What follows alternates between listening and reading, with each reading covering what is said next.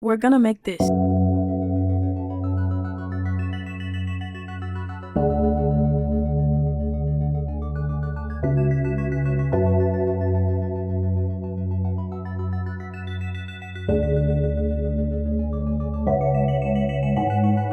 Beautiful, and we built this from scratch together. I have my blank template open, so don't be confused by anything that you see here. What I'm gonna do is go over to my pack section here, which you can find to the left if you have Reason Plus, and I'm gonna grab an R&B pack, open it up. We could try Be There. Be There is a good R&B pack, and let's try grabbing one of these keys, seeing if we like how it sounds.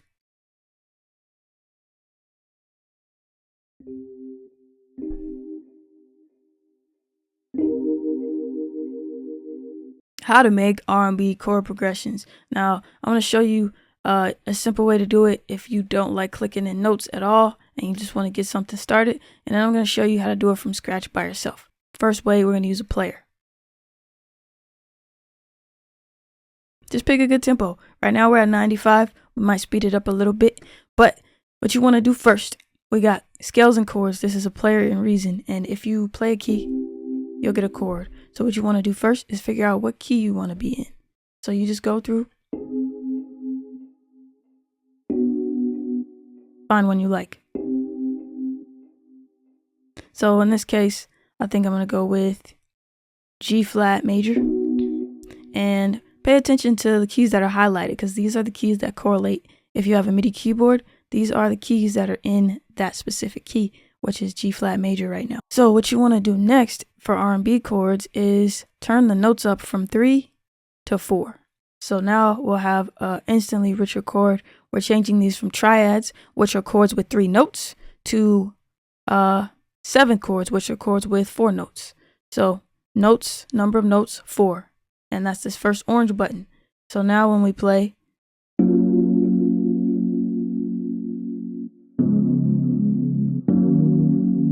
versus this,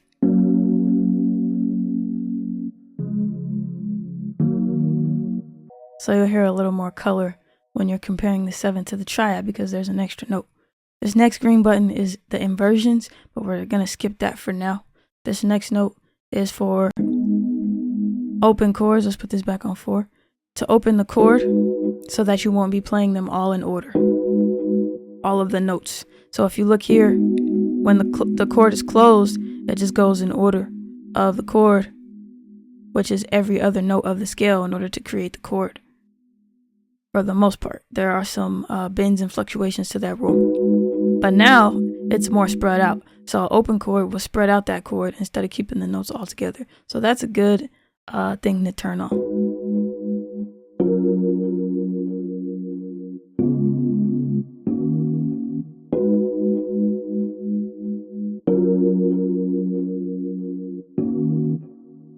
Next, we got octave up. So I turned off open chords just so that you can see the exact order. With octave up on, you'll see that we have this F sharp up here, which is the same as the root note. So it adds an octave above. An octave down does a similar thing. It just adds the octave down. And the octave is when you have 2 of the same notes. If you have this note and this note, they're the same note. So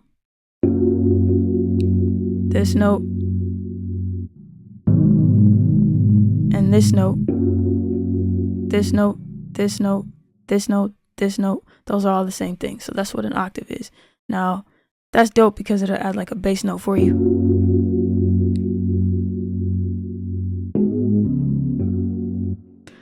Then we have color. This will add another note that isn't the octave up or down, but it just makes the chord sound richer. And you might like this, you might not.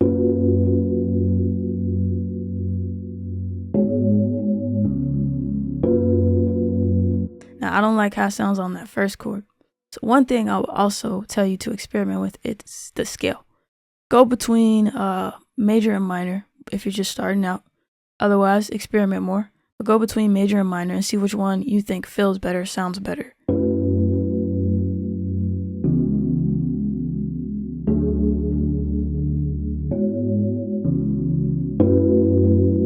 So I actually think this minor might sound better.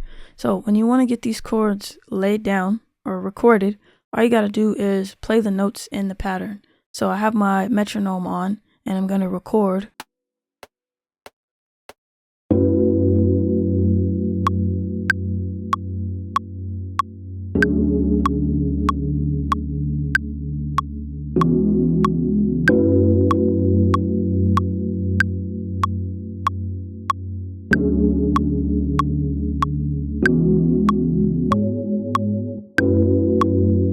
Now if you notice, the orange keys highlight which notes I played, and I hit the wrong key.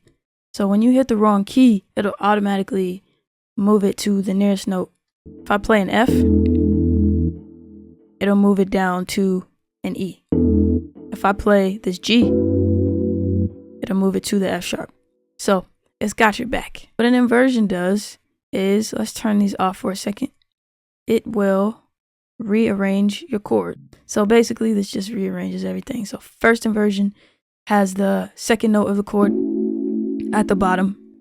Second inversion has the third note of the chord at the bottom. Third inversion puts the fourth note of the chord at the bottom, and so on. Now the only problem with this is that if you use it, it'll do it to every single chord, which could be a good thing. Let's hear it.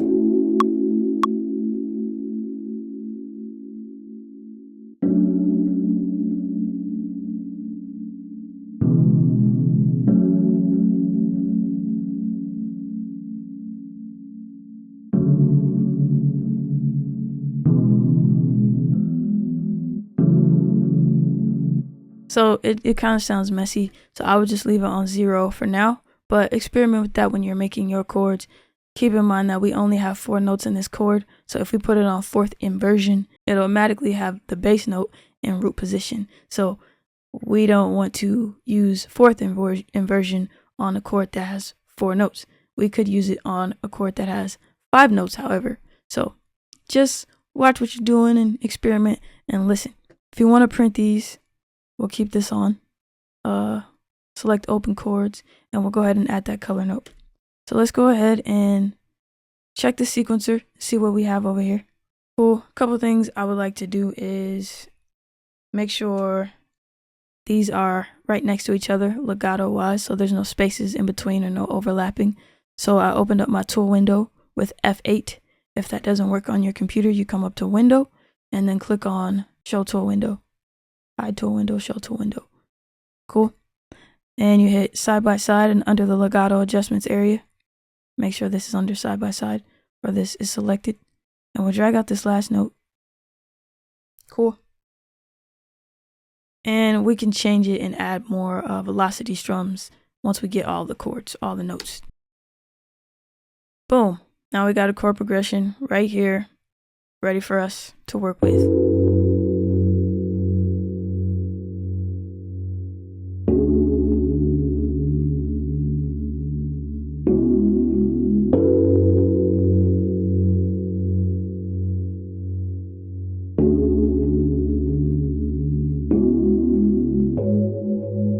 Once you get your chords printed, there are a number of things you can do afterwards. So, of course, I decided not to go with the inversion option inside of on the scales and chords player, but I can do it manually, and I can do each chord differently as opposed to every note being the same. So I could come in here, and I know this is a octave down right here. Whoops. So let's just grab a couple of these notes and move them up an octave. And the way I'm doing that is Command Shift and up on a Mac, or Control Shift and up on a Windows. So that's what that chord would sound like after I invert those notes. Maybe I'll just invert this one. And yeah, let's take this one as well. Or this one. Make it sound fuller, more rich.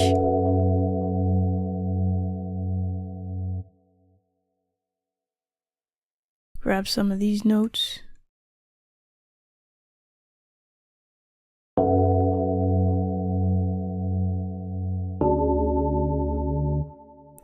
Sounds sounds a little too high, so maybe we take this one. We could even invert this downward.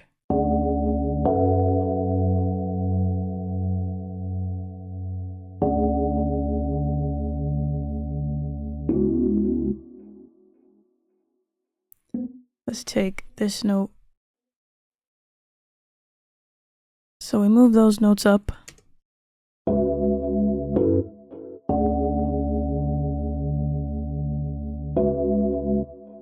And then we got this repeat area here, so we could do something similar. We could do something similar on this area here to what we did the first half. Move those up. A little higher, of course. Let's take this, move it up. And then we have these notes that are close together like this one. That's where those color notes came into play.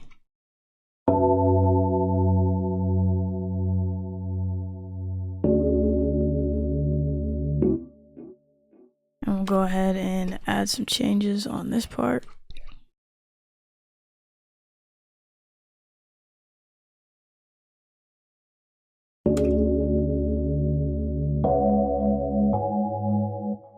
Cool, so we got our changes down. The next thing I would do is open up the tool window, and this is going to be the bulk of the last steps really.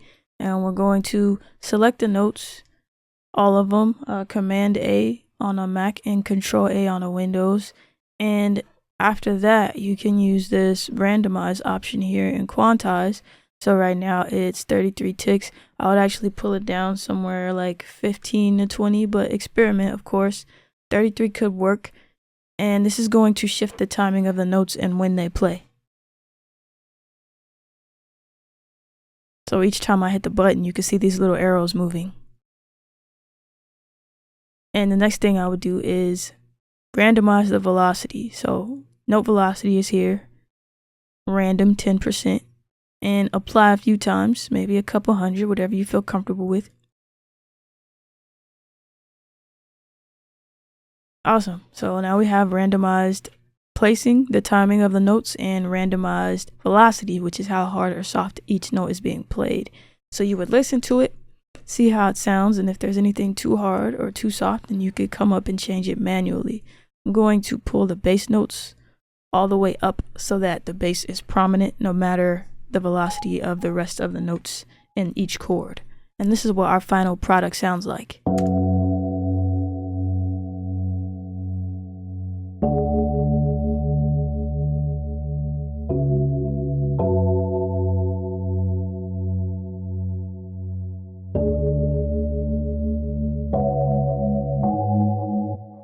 Beautiful. And to take it a step further, you could even add an ARP on top of it. And I'll just show you really quick what that could sound like. Come into Reason Sounds, Arpeggios. We grab Clarity. I'll put the same notes from the chords on it. Let's turn it down and let's hear what it sounds like on top of the chords.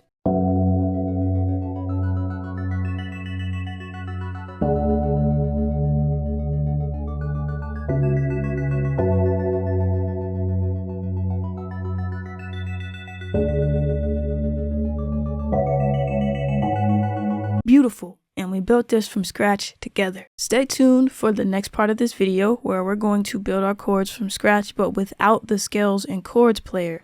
So literally you could use it to figure out what key you want to be in, but we'll literally build it on the sequencer with no use of players or anything like that. Alright, so let me know what you would like to see next. It's all culture, kickback, and cook up.